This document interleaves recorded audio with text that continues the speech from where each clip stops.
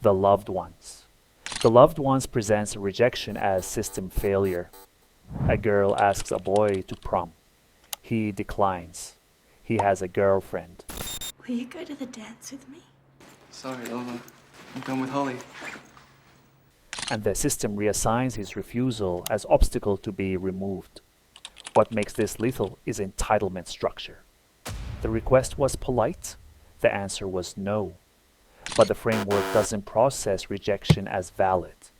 It processes rejection as temporary barrier. The structure here is prom as coerced ritual. She dresses formally. He's restrained. Her father provides infrastructure.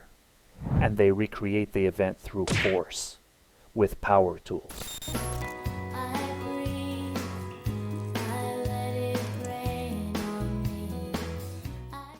The film shows this pattern has repeated, a pit beneath the house, filled with previous refusals, previous obstacles.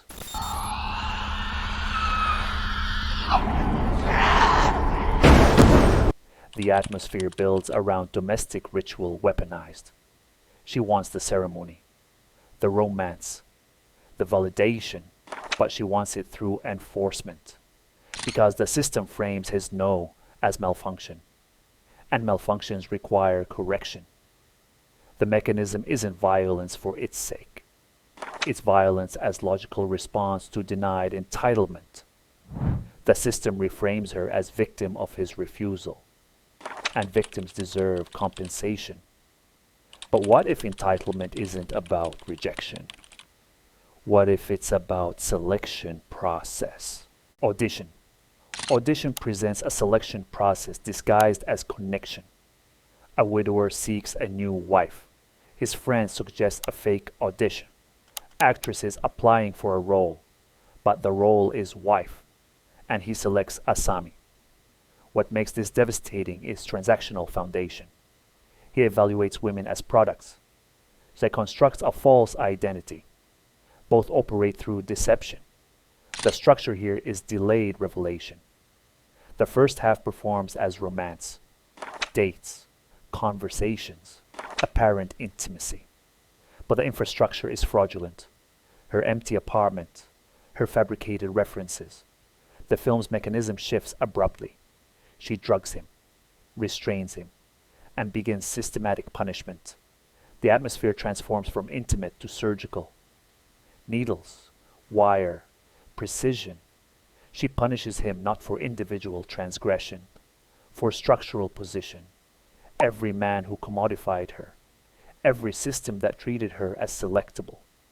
The violence isn't random, it's reciprocal. He structured love as casting process. She demonstrates what it means to be reduced to audition material. But what if the trap isn't selection? What if it's refusal to accept termination? Fatal Attraction. Fatal Attraction presents a time-limited affair. Dan is married. Alex is single. Both adults. Both consenting. And then he attempts termination. What makes this terrifying is exit denial.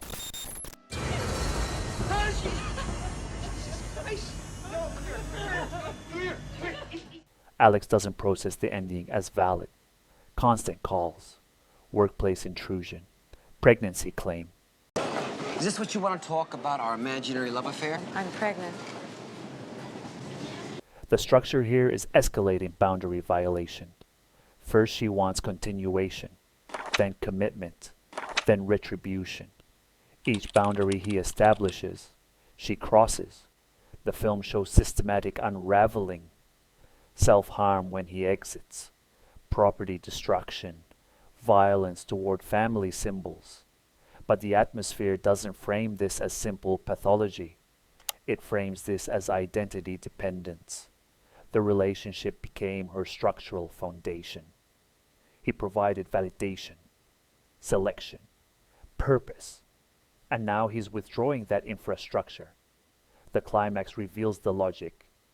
If the relationship cannot continue, the alternative structure must be eliminated. She invades his home, attacks his wife, forces confrontation. Because the affair wasn't recreational, it was existential commitment. The film ends with his wife eliminating the threat, protecting the family structure.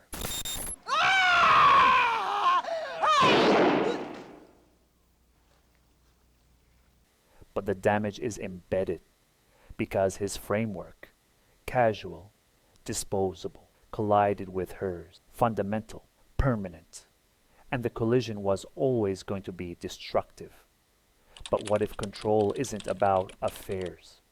What if it's embedded in marriage itself? Gerald's Game.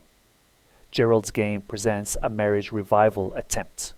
Remote lake house, handcuffs as intimacy theater, and he suffers heart attack, leaving her physically bound. Hey!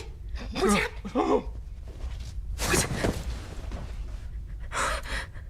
What makes this impossible is literal restraint, revealing systemic restraint. She cannot escape, keys out of reach, no external contact, and she's trapped with pattern recognition. The structure here is psychological archaeology. She hallucinates her husband, her younger self, suppressed memory, and recognizes the marriage has always been restraint. The handcuffs just make it visible. The film reveals foundation trauma, her father's abuse during eclipse, framed as secret, framed as consensual, and she selected a partner who replicates that control structure. The atmosphere builds around dual traps: physical, restraints, dehydration, threat, systemic, recognizing her entire adult architecture was built on accommodating violation. Her escape requires literal self-destruction, degloving her hand, pulling through the restraints.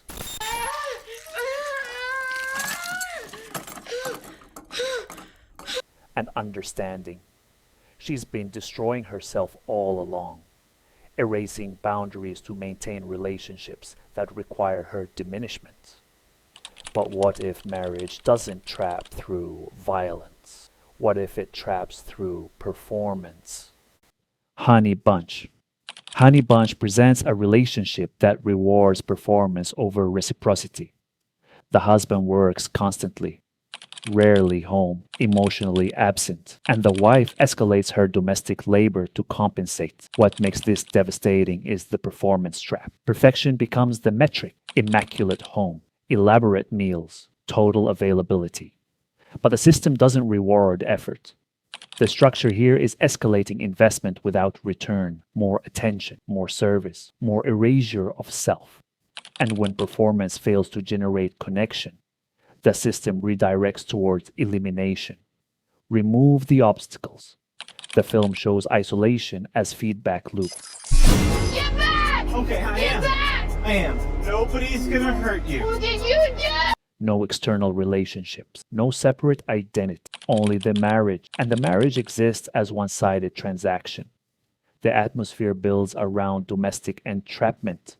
Each act of devotion becomes more extreme, each gesture more possessive, until the relationship stops requiring connection. It only requires control. The mechanism isn't excessive love, it's identity collapse into the role of devoted partner. And when the role fails, the system protects itself by removing anything that threatens the performance. But what if control doesn't demand service? What if it denies agency entirely? Swallow. Swallow presents a marriage structured around total control. Beautiful home, wealthy husband, monitored pregnancy, and the wife begins swallowing objects. What makes this unbearable is agency expressed through self-directed harm. Every decision is made for her: financial, social, physical. Her body belongs to the family lineage, and swallowing becomes the only autonomous act available. The structure here is escalating objects. First a marble, then a thumbtack, then a battery, each more dangerous than the last. The film shows marriage as containment system: infantilization, surveillance, reduction to reproductive function. Very important. First thing Monday. Okay, good. The atmosphere builds around control collapse, The husband doesn't address the behavior's cause. He increases monitoring, more restrictions, more observation, and the system reveals its design. Love functions as erasure, consumption by another's vision. So she consumes things the system cannot manage. The rebellion isn't about destruction. It's about owning the only territory left, what goes inside her body. Which is more dangerous? Love that consumes your identity, or a system that mistakes control for intimacy and punishes you for recognizing the difference?